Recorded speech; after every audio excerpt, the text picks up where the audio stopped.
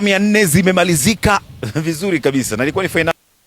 Mambo yalikuwa ni mazuri kabisa na ilikuwa sio ya kitoto. Washiriki wamejipanga kushiriki na wameweza kufanya kikubwa kile ambacho kinahitajika katika haya mashindano. Lakini kikubwa zaidi, tupo na moja ya mshiriki ambaye yeye ni mzoefu wa mashindano haya, by the way, anatokea visiwani Zanzibar.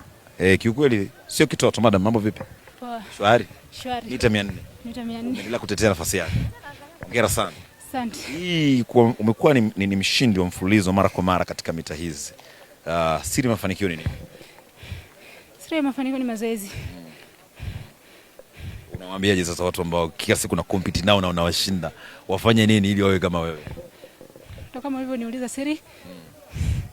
Siri ya ushindi ni mazoezi. Okay.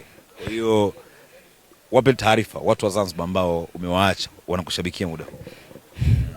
Tuko pamoja. Tuko pamoja kabisa. Asante sana. Shukrani. Kumbusha majina tena. Majina naitwa Teza Bernard. Sawa sawa. Shukrani sana.